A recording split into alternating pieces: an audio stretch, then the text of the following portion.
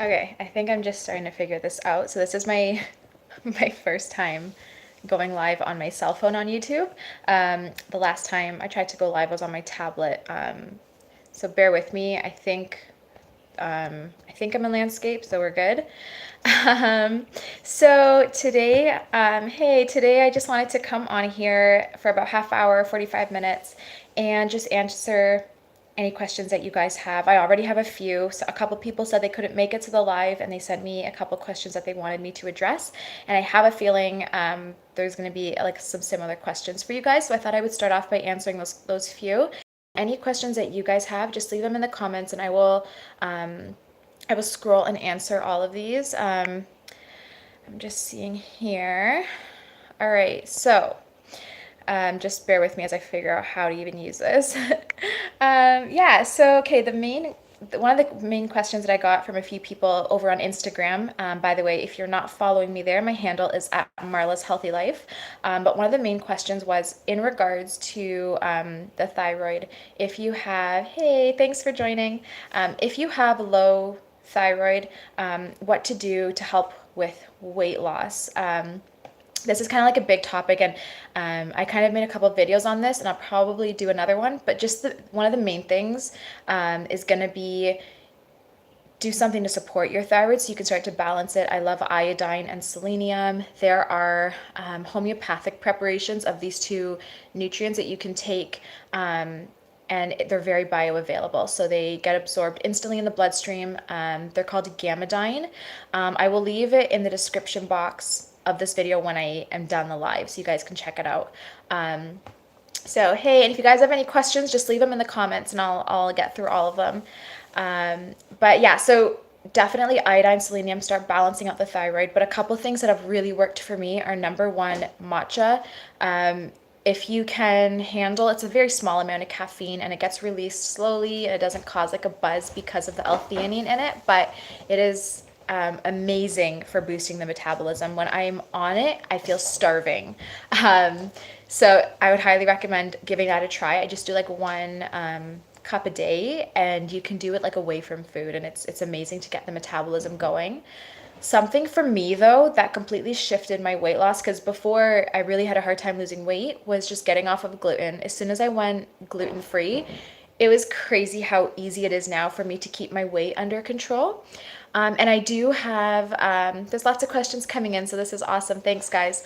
I do have a lot of fat and a lot of carbs and all that, and I still have no problem keeping my weight under control just because of like the matcha, gluten-free, supporting my thyroid. So those are a couple of things you can consider. Something else that somebody asked was, is there a purpose or a point in taking bone broth and L-glutamine and all the gut healing supplements when you're not on the gut healing phase? So if you're trying to just fight off Candida and detox, is there a point in taking those? And I get this question a lot, so I figured it's really good to answer it here for everyone to see. Yeah, so what happens is those amino acids are amazing for rebuilding up the gut lining, but they're also good for reducing inflammation, provided you're not like super sensitive to histamine.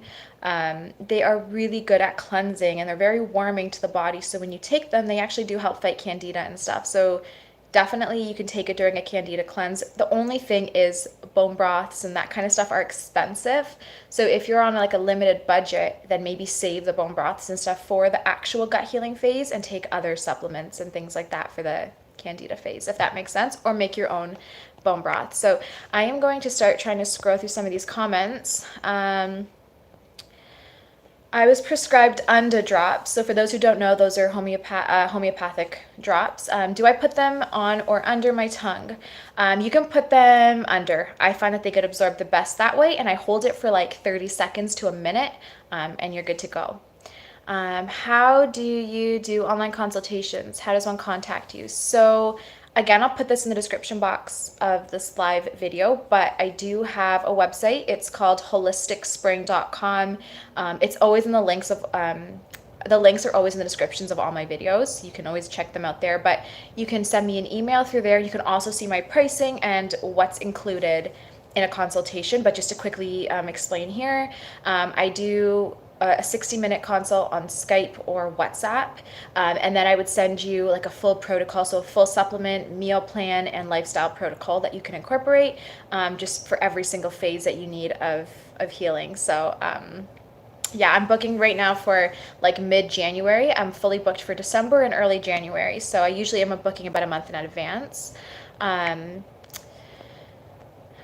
H. pylori infection, any tips on naturally getting rid of it? I have a couple actually, probiotics, which are our main, but what I actually really like is something called Golden Seal.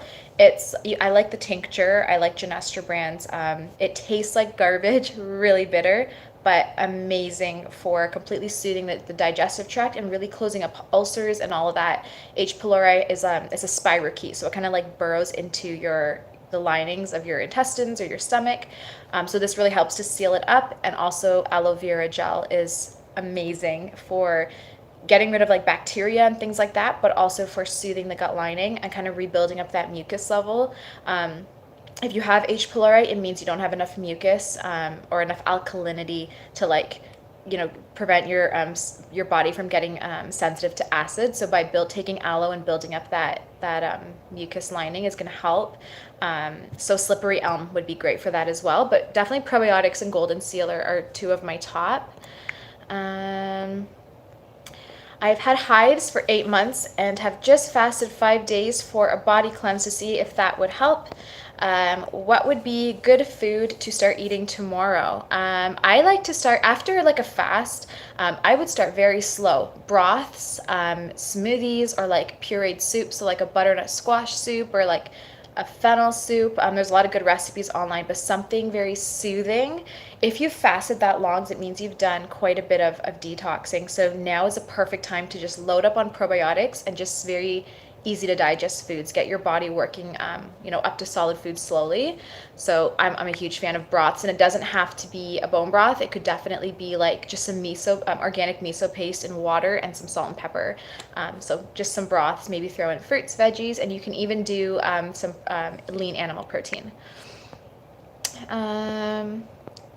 I need a consultation too. Yeah, I would love to work with you guys. I actually have over 100 clients now, which is amazing, but I'm getting very busy. So like I said, I'm booking a month and a half in advance. So if you do want a consult, send me an email. It's health@holisticspring.com. It'll be in the description of this. And you can just send me an email. Just pretty much tell me, I guess, kind of like your main complaints or why you would like a consult, and also where you live so I could see our time zone difference, and then I could tell you my availability and we'll take it from there.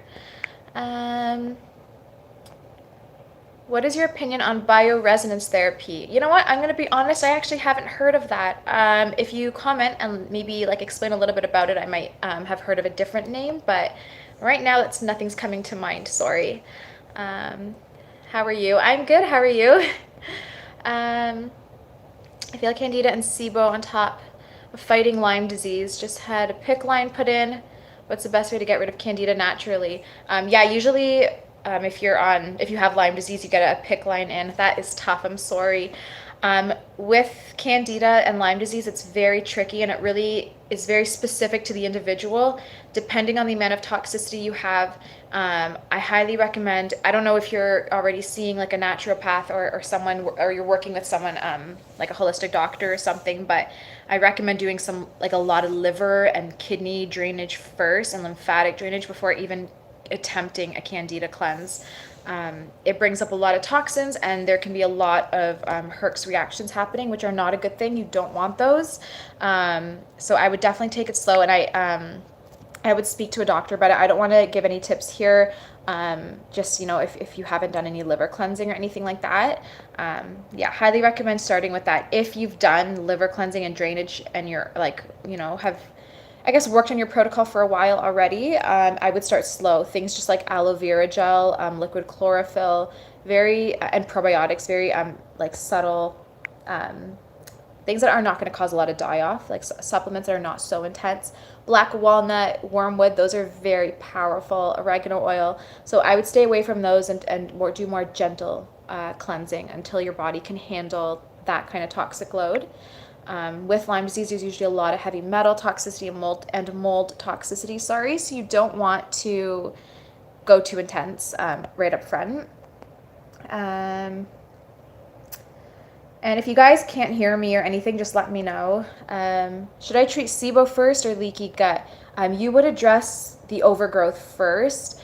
So I made a few videos on this kind of explaining the phases, but the first phase would be to detox, open up your elimination pathways, then rid your body of the bad bacteria and like the overgrowth. So you would do like antifungals and that kind of stuff. Once your overgrowth is gone and your SIBO technically is gone, then you could consider doing like the gut healing phase where you start to reseal and rebuild up the gut lining and taking lots of probiotics. So the L-glutamine and collagen, that stuff, like I said, it can definitely be taken through all the phases and it has its benefits, but it has the most benefit once the bacterial overgrowth is gone and you're working on healing the gut. Is it okay to eat and make recipes using almond flour during Candida cleanse or while healing the gut? Yeah, during Candida cleanse, a lot of people usually say like stay away from nuts. I am not on that train. I think nuts are great unless you have a very like a sensitivity to it, but everyone's different. So if you have a sensitivity, stay away, but if not, you can consume them. Just stay away from peanuts and cashews. During the gut healing phase, I would say nuts are okay if they're sprouted. If they have a skin on them, so if they're not blanched and they're not sprouted, I would steer clear just because they're high in lectins and that's hard on the gut. While taking supplements for leaky gut, when can I start on taking supplements for Candida? What is the time in between? So start with Candida before leaky gut, and it depends on you. I always recommend about 90 days, give or take, for Candida and parasite cleansing to make sure you're getting the full life cycle of, the parasites and stuff, like the larvae, the eggs, the adults. After 90 days, you're probably good to start attempting like the gut healing phase, depending on like how you're feeling with your symptoms and stuff. So, and sorry that I look like such a mess. I've had a really rough day today. But once you have like kind of done the 90 days, then start taking the gut healing supplements. About I think 90 days. Some people have such bad overgrowth that they go longer than 90 days, and some people have very mild overgrowth that at 30 days is sufficient. So just go off of your symptoms and how you're feeling. Hey, how are you? I love that. Mother of Warriors. That's a good name. Is it okay to take supplements and probiotics that have maltodextrin? Does it feed bad bacteria? I steer clear of maltodextrin as much as possible. It's just another form of MSG. There are a couple supplements that I take that do have maltodextrin in it, but they're in such a tiny amount, and it's not the same form that MSG is in. So I do take those once in a while, but it's not often. So if something does have maltodextrin, though, I would generally steer clear of it, just because it's just more toxins for the body. Am I able to drink unsweetened iced tea while healing the gut? If it's like regular tea, so like the caffeinated tea, I would stay away. Just really inflammatory for the gut lining, and tea does have like an effect. If it's not herbal, it has an acidifying effect, and it also really ruins that mucus lining that we want in our gut. So I would steer clear, and maybe try to do iced tea with an herbal tea. I love doing like a peppermint, and I'll add a little bit of stevia to it. So maybe try something like that. What are your favorite alkalizing drinks? If you're not on the Candida diet, coconut water's one of my top. It's my favorite. So nourishing, full of minerals, so fantastic. But if you are on the Candida diet, then I really like matcha. That would be my top. And I either use yacon syrup, which is okay for the Candida diet, or stevia to sweeten it, or I'll just drink it without a sweetener. So just coconut milk, so that's heated, and some matcha, and it's great. What else do I like? I love doing like a tiny bit of liquid chlorophyll with mint in water, just a tiny bit, so it's kind of like minty water. It's amazing. And I also love hot lemon water and herbal teas. I'm an herbal tea drinker, so I drink a lot. I actually have one right here. I'm going to take a sip soon for my throat. Someone just says sprouts. I'm assuming you're asking if they're okay. Sprouts are good. Just make sure, first of all, they're high quality. So some come right from China that are not organic, and they are probably not the best for you. If you are to have sprouts, I highly recommend organic, just so you're making sure they're not sprayed. Bioresonance therapy proposes that electromagnetic waves can be used to diagnose and treat human illnesses. Okay, that's interesting. Yeah, I really haven't heard of that. I know like laser therapy is amazing. TENS therapy. There's different types of therapies you can get. I just haven't heard of that particular one, but I will do more research on it. So thanks for bringing that up. Um, Good supplements for Candida detox phase. I have made so many videos on this, you guys, but just to bring it back up, you have to first of all actually make sure you're taking the full spectrum of supplements so you don't have any die off or any inflammation. But I love, it's called Black Walnut Combination 1 from Genestra, and it has black walnut, wormwood, clove. It's so powerful. It's amazing. And then alongside that, I like doing either caprylic acid for Candida or biotin for Candida. Those are probably the two that I would do. I like also doing lots of raw garlic, apple cider vinegar. And then in terms of a sponge, I do activated charcoal and spirulina, or liquid chlorophyll. And then amino nac for an antiviral, an antioxidant to just prevent any viruses from, popping up as you cleanse and detox, which usually happens. Those together are usually a good amount of supplements to take. You could do a greens powder if you don't want to do spirulina. But those are my top. But I do have a lot of videos. So if you're ever looking for answers to anything, you can always just search Happy Holistic Life and whatever you want to know. And I'm pretty sure I'll have a video on it. And I have a lot more content coming out, so stay tuned. But I'm doing a video on gastritis soon because I've had a lot of requests for that. But yeah, you can just search like Happy Holistic Life Candida Cleanse, and you'll see a lot of videos where I share the exact supplements. Usually Candida and parasite cleansing are the same. You do them at the same time, so usually the similar supplements are taken. So if you just search even Happy Holistic Life Parasite Cleanse, you'll get some good videos there too. Yeah, I love nuts. I eat almond yogurt, took out all dairy, gluten, sugar. That's awesome. Those are the top ones you want to take out. So if you're doing that, you're well on your way to healing. You're on the right track. Yeah, the only thing I would say is make sure that the almond, it's clean. Sometimes I put carrageenan or something in those types of yogurts. So if those aren't in it, you're doing good. In which order should one detox? Parasites and Candida included. Which things can you do simultaneously? So yeah, you would open up your liver and kidneys first. You never ever try to do a Candida cleanse without doing that. Just don't. I've had so many clients and followers say that they've been on a Candida cleanse for 3 months and they still have all their symptoms, and they're actually even worse. So it's all to do with all the toxins that come up as you detox from the Candida and the parasites. They don't have anywhere to leave, nowhere to go, so they just recirculate and cause more inflammation and a lot of tissue damage and organ damage. So open up your liver and kidneys so that the toxins can leave from your blood and your body and out through your urine and your stool, which is the way they should be, and you'll have no die-off, or little die-off at least. So start with that, then do your Candida parasite cleanse. Like I said, I like 90 days. While you're on the Candida and parasite cleanse, continue your liver and kidney cleanse. After the Candida cleanse, after about 90 days, you're probably good to start doing the gut healing phase.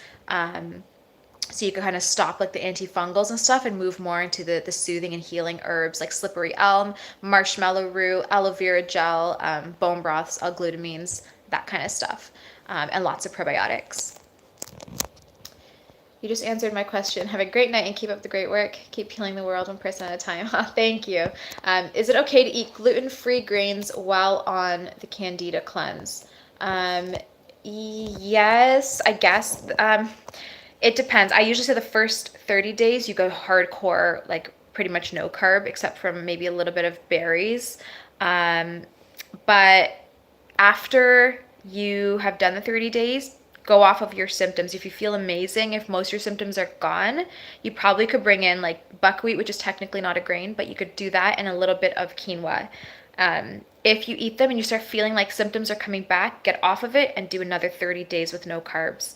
But regardless, bring in carbs very slowly. I do know a lot of people are like, I'm a bodybuilder, I need the carbs. Unfortunately, if you are trying to get rid of Candida, you have to really limit your carbs. Like I said, some berries are okay. Certain vegetables are fine. But for the most part, you really just want to go grain-free. Give your body a break, and just increase like your protein and your healthy fats. So you don't have to go fully keto, but definitely get really like really get away from the grains. And then after 30 days or 60 days, start bringing grains back if you want, but slow.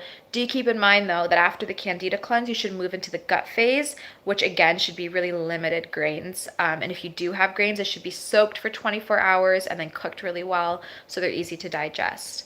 So I hope that answers your question. Will this video be uploaded on your channel? Yes, I hope so. If I can figure out how to do that, it will be.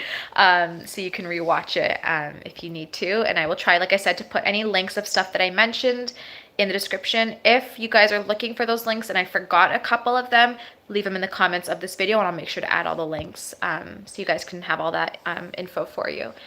How long should I do a liver cleanse for before transitioning? It depends on your age, on your toxicity, if you've ever taken like a lot of NSAIDs or drugs, antibiotics. So it really depends on the individual. Anywhere from 1 to 3 months. I usually say a month is okay if you continue your liver and kidney cleanse into the Candida cleansing phase. So while you're cleansing Candida, keep cleansing your liver so toxins can just keep leaving the body. If you go from your liver cleansing phase and you start for 30 days and you start doing the Candida cleanse and you feel like you're getting major die-off, like headaches, lots of like mucus and congestion or a flare in your skin condition, it's a good sign that you should stop the Candida cleanse and let your body have more time draining the liver and kidneys. So it's based off of you and your symptoms. You're going to be your best, the best person to know how long you're going to need to do it for. Once you're on it, you'll know. I thought no fruit, only a handful of blueberries or some green apple for anti-candida. Yeah, like I said, just berries are great. So you can do like blueberries, blackberries, raspberries, strawberries. I actually ate quite a bit of berries during the Candida cleansing phase because I just needed the energy and I did fine on that. So some people though are so sensitive and have a lot of overgrowth that they can't have any type of fruit. So go off of how you feel. After 30 days, some people can even bring back like half an apple as well and stuff like that. So it just really depends on you. And it also depends on how religious you are with your antifungals and your probiotics and all that. If you're really religious with the supplements, you probably could be a little more lenient with your diet depending on your overgrowth. Thank you for all your help. You are very welcome. How to take aloe vera gel to reduce constipation, gas, and stomach inflammation. Well, aloe vera is great for all of the above. I like to take it on an empty stomach morning and night. So you wake up in the morning. I usually do hot lemon water first, which is great for the bowels and all the rest of it, followed by some water with maybe a quarter cup of aloe vera gel or juice. I prefer the gel. Not for the taste, but for its benefits. Once you drink that, then repeat it at night. A cup of hot lemon water followed by the aloe vera gel. It's really good. The combo is really good. But it's just best to take it on an empty stomach so it doesn't dilute this, the stomach acid and it doesn't, do anything to your digestion. Does diatomaceous earth really work? Yes, it does. But a lot of people do make the mistake of researching their symptoms and it says you have parasites or candida on Google and they just start taking diatomaceous earth before, like I said, draining the liver and kidneys. So you have to do that first or you will get a lot of issues. Something else is do not take diatomaceous earth long term. I usually do a week on, a week off for a max of like 30 days and then give your body a rest. But it is really good for killing parasites. But I still believe you should take other antifungals and antiparasitic herbs alongside it for best results. But either way, it's very high in silica, so it's not only good for getting rid of parasites, it's great for the skin and the hair. But like I said, don't overdo it. It is really fine, so it can cause a little bit of blockage. So you just want to make sure you're flushing and drinking a lot of water to prevent constipation as well. But it worked miracles for me, like not to get TMI, but if you watch my diatomaceous earth video, you'll probably know. But when I was on it, just after 2 weeks of just that, without even any antifungals, there were a lot of worms coming out. So it does work. It's really good. My father insists on doing a parasite cleanse without any prior detox. What will the side effects of this be? I just want to tell him and hopefully scare him. Oh my gosh. Well, not to scare him, but so what happens is if you detox and if you do like a parasite and candida detox and you have not done a liver and a kidney cleanse. Pretty much if you picture your liver and kidneys as doors that open as toxins are leaving, and it goes out through your urine and your stool the way they should. So picture them as doors, and now picture them closed and blocked because of all the toxicity in our world, from bad food, from car fumes, from stress, from all the rest of it. These doors are not opening. So if you start to kill off Candida and parasites, they release toxins and viruses as they die off. And these toxins and viruses now have nowhere to go because your liver and kidney doors are closed. So if there's no exit for these toxins, they're going to recirculate the body and the bloodstream, causing a ton of inflammation. Toxins in the body cause loads of inflammation, and they cause a lot of tissue and organ damage because of that inflammation. So you really are doing a lot more harm than good by detoxing before opening up your liver and your kidneys. I tell people it's better to not do a cleanse at all if you haven't started with the liver and the kidneys. So it does cause a lot of inflammation and a lot of damage. And I highly recommend not doing that. Really take your time. You're going to get no benefits from detoxing that way if you haven't given some time to your opening up your elimination pathways. A lot of people who have skin conditions, if you have psoriasis or eczema or acne, if you start a Candida cleanse and you don't open up your liver and kidneys, you're going to get a big flare in your skin rashes because toxins are looking for another pathway of elimination, in your case the skin. So toxins are going to have to get out somehow. Some people will get a lot of congestion, that's toxins leaving from your mucous membranes. So you might get a lot of yeast infections or a lot of like runny nose, any type of like congestion in the nasal area. So by opening up your liver and kidneys, toxins can leave that way. So it's great to just start with that and just save your body so much stress. Can you do a video on gut healing for kids? I will. You know what? I've done like a couple detox videos for kids, but I find that like those videos just don't do well. Just don't get a lot of views because I guess I don't have a lot of parents following me, or a lot of parents with kids that have issues. But I will get one up soon for you guys and kind of do that. I'm thinking of doing that, and then a Candida cleanse in that video as well for kids. So stay tuned. What would you recommend for someone with gallstones? I find the best success is with homeopathics. If you can seek out a practitioner who can do homeopathics, usually that's the best way to go. It just really helps to dissolve the stones and at the same time expel them. Homeopathics are amazing for that. If you can't, there are a couple gallbladder flushes, so you can take like a certain Chinese tincture. I think it's something to do, I can't remember the name, something to do with gold. It's not actual like liquid water with gold in it. It's, I forget the name. I'll try to put a link in the description of it, but you drink this tincture. What this thing does is it dissolves the stones, and then you could follow it with like the lemon, apple juice, olive oil cleanse, if you've heard of that.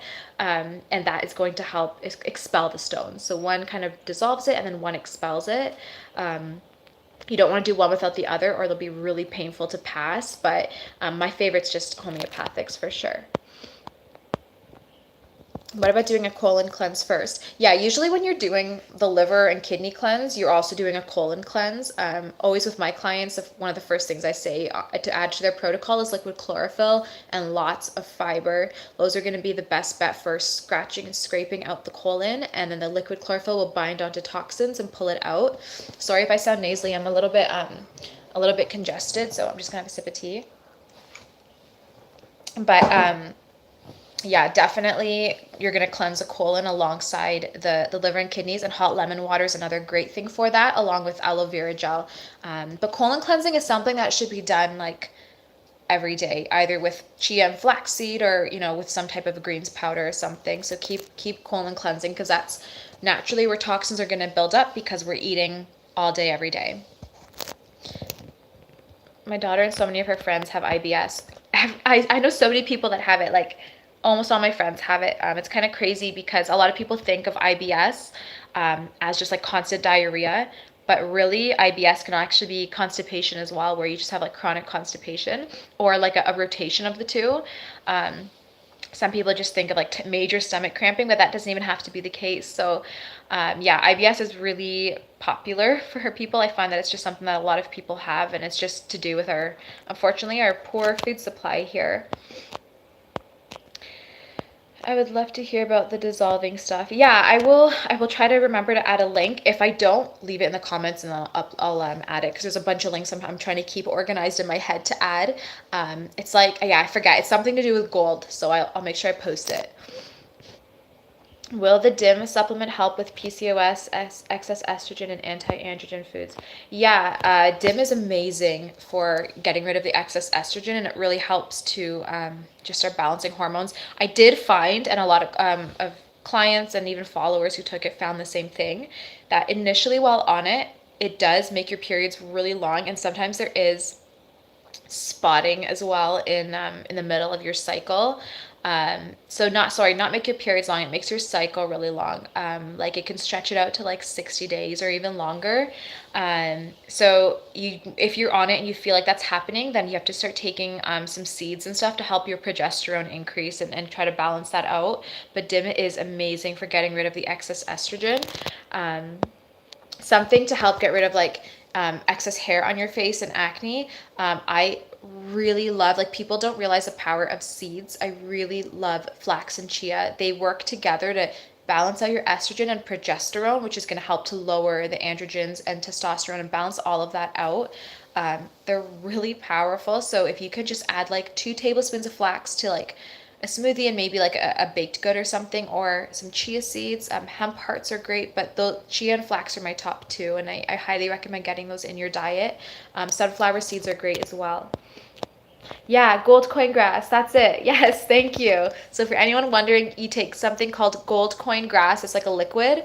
You take that before doing the olive oil, lemon, apple juice flush for the gallbladder. Once the bottle's done, you can do that flush, and it should have dissolved your gallstones, so then you can pass them with the flush. Thank you for sharing that. I knew it was gold something. I haven't used it for clients in a while, so I couldn't remember the name. One of the best moms ever. Aw, thank you. I've stopped gaining weight in hips and butt. I have PCOS and gain all the weight in my stomach, back, and arms. Yes. If you are gaining weight in your stomach, that is excess estrogen. What you got to do is you got to get your testosterone up to actually gain weight and muscle in all the right places. So the hips and that stuff where us ladies want the weight to go. So DIM would be good. Weightlifting not have to be intense and hardcore, and you do not have to go to a gym. If you purchase like 10-pound weights or 5-pound weights, anything that's heavier than your body weight, and you start lifting that, do a bunch of squats, some lunges, some basic bicep curls. Like you don't have to go hardcore, but do some basic weightlifting, and there's great videos on YouTube to like you can just follow along with that if you have no clue what you're doing. But weightlifting helps to increase testosterone, and it lowers estrogen. And if you do that regularly enough, it'll really help to bring those testosterone levels up, so you can start losing weight on your stomach and start gaining muscle and all that. So that's like a huge tip, and people don't like realize how important exercise is, but it's amazing for bringing up that testosterone in the body. Any thoughts on CBD for homeostasis? It's amazing if you can afford it. I was on CBD actually for a while when I had psoriasis. It was amazing. It reduces inflammation. It helped like my mental function, and I was able to like focus more, had more energy. It was fantastic, but it's very expensive. So it's not one that like I recommend to people, because it's usually out of most people's price range or budget. But if you can get your hands on it, I would definitely recommend taking it. And just make sure it's organic. Had no idea about testosterone. Yeah, you know what? Most people assume testosterone is totally like only for men, but it's not. What happens is every year that we age, our testosterone levels go down and our estrogen will increase for a while, and then it'll start to decline as well. But while that happens, you start gaining weight around the abdomen. You start, losing a lot of your hair, a lot of your muscle mass. A lot of things happen. For men too, if you have a weight gain around the abdomen, if you have any prostate problems, anything like that, it's all to do with not enough testosterone. The reason is our water, with all like the birth control and drugs from people peeing them out, so our water is full of hormones. Plastic contains something called like xenoestrogen. So there's plastic in like water bottles, and even in like our sea salt. It's everywhere now. And it prevents estrogen from leaving the body, so it really throws off these hormonal levels. So it's really easy for everyone to get estrogen into their bodies, but the testosterone gets, kind of pushed down because of that. So for most people, not enough testosterone is the problem. If you feel like you start getting poor posture, not enough muscle, that kind of stuff, it's all not enough testosterone. And you don't have to worry about like hair, like gaining like hair on your face and stuff. That does not happen unless you're like actually injecting yourself with testosterone and things like that. I get extreme gas and bloating when I'm empty stomach. Is this a sign of parasite Candida? If you are having, if you have like a lot of bloating and gas and you have not eaten like first thing in the morning, there's a couple things going on. Number one, you are probably ate food too late at night before you went to bed, so your body is still digesting and you just don't realize it. Or number two, you have Candida and parasitic overgrowth, which should be addressed. What I find really helps is as soon as you wake up, do hot lemon water. Just get your system flushing, and the hot drink really helps to get rid of the bloating. The more you do that, usually the better and less bloating you'll be or get. How many milligrams were you taking daily? I don't remember. I think I was like 1,000 or 1,500. I don't remember exactly. That might even be a high dose. I was taking a tincture, and actually a company had sent me the products to try, and they had 3 different bottles. So it went from least potent to most potent. I found the most potent one to just be a little bit like too much, but I really liked like the medium, and I think it was around 1,000 milligrams, but I can get back to you on that, on the dosage. I feel like everyone needs a different dosage of CBD because if this is what you're asking, if you're asking about the dosage of CBD, I don't even know, but everyone needs a different dosage, just based on like your body weight, your body type, and that kind of stuff. So you might have to like double the dosage or whatever, but I usually say follow bottle directions and you'll be good to go. I'm interested in studying holistic nutrition. Do you have in mind any good online programs? That is awesome. Yes, I love holistic nutrition. I went to CSNN, so Canadian School of Natural Nutrition. They do distant education, but find a school that you think will work best for you. There's honestly so many. If you just Google wherever you live and holistic nutrition school, there are lots of schools that provide online certification. It takes about 2 years, and you don't need anything prior, in my understanding, except I think high school. Actually, if you've completed high school, I think you're good. So you don't need any like university or whatever. But yeah, go find a school that works best for you and that you think aligns with like your beliefs, and just sign up. Everyone has different fees and pricing, so you're gonna have to find something that's within your budget as well. But yeah, it's that simple. Find a school you like and sign up. How long did it take you to be psoriasis free? Technically, just under a year. So I started like a cleanse, and my psoriasis completely went away a couple months after. And I was doing really well. Then I went on vacation, and I was completely like I wasn't able to choose the food I wanted. We were staying with family, so I had to eat what they were making. I didn't have gluten, but I had a lot of nightshades and really bad quality meat. And that made me flare. And I have a video on my flare where I'm like completely covered head to toe. That one took a lot longer to get rid of. Well, not a lot longer. It took a couple weeks, but if you bring it all together, so the first time when I had psoriasis and then when I had a big flare, just about 9 months. But there was a good gap in there where I had nothing. And I also, like during that time, was still having some gluten here and there. So considering all that, it really did not take long. I thought it would be a lot longer, but it was really good. I also did have arthritis, like the psoriatic arthritis. So my fingers and joints were really swollen. That I found was one of the last things to leave. My rashes went away even before the joint swelling did. I'm going to wrap this up soon, guys, because I've been on here almost 40 minutes, but have you heard of black seed oil? Yes, I love black seed oil. I actually have some in my cupboard, and I even give it to my kids. It's amazing. Love it. I'm going to try to get through these questions a little quicker. Drugs are in the water that people use on weekends. Yeah, there's everything in the water, because honestly, like, we have filters for chlorine, for toxins, but we don't have anything for hormones and that, like, drugs. So really, if you're in a city, a big city, that's the worst, because everyone's, they're urinating in the water and everything that they're taking, especially birth control. That's like the most popular thing that people are on. That's very high in estrogen. They're peeing it out, and we don't have filters to filter that out, like the estrogen. So we're just a lot of hormones coming in, not enough being detoxified through the liver. Androgens are more manly hormones than testosterone. Yeah, they are. But they're very easy to balance. If you balance out your testosterone and your estrogen, androgens just balance out really easily. So if you start getting the progesterone to increase and stuff, you'll be good. Can we eat goat cheese, dates, and psoriasis? Can you suggest any other oil other than coconut to apply? Goat cheese is good if you don't have a sensitivity. Dates are great as well, but if you have a lot of Candida overgrowth, be careful because it can make you flare because of the sugar. I actually really love doing vitamin E oil straight up.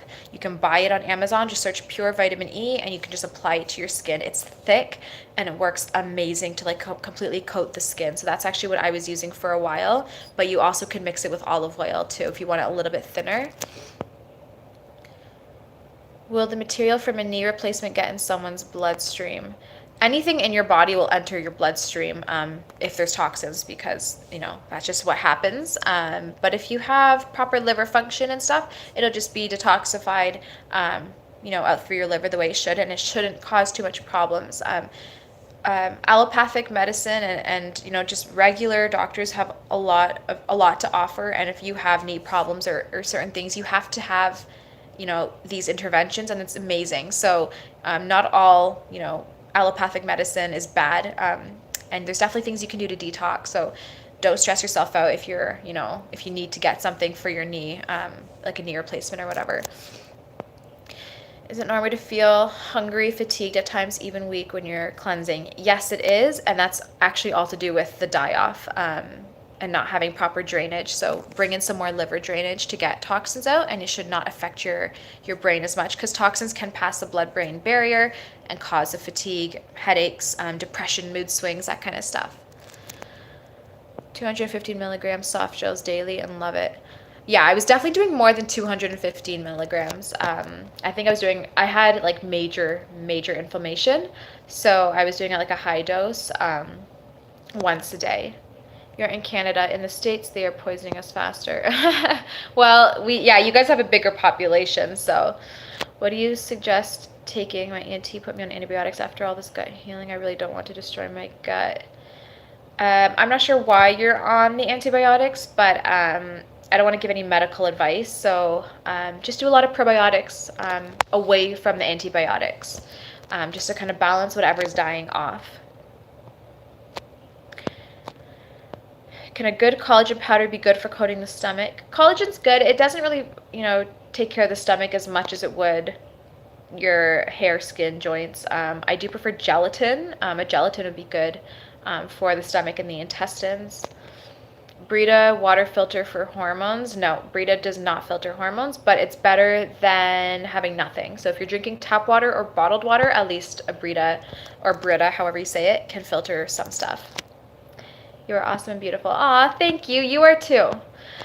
Do you have a water filter at home? I do. We have a few. We have a UV light. We are on a cistern, so we get water brought to the house. But we have UV light. We have chlorine filter. We have carbon and sediment. And then I have a water ionizer, which alkalizes the water, and it leaves all the minerals in the water. So you can literally see like the minerals in the water when you drink it, which is great. All right, guys, I am going to wrap this up. Thank you so much. Thank you, everyone, for joining. I'm almost near the end of the questions here. So if you have any other questions, you can leave them in the comments of this video once I post it, and I can respond there. I'm hoping this video is going to stay live, so we will see how this goes. But thank you all so much for joining. I will leave links so you guys can find all that, and I will talk to you soon. Bye.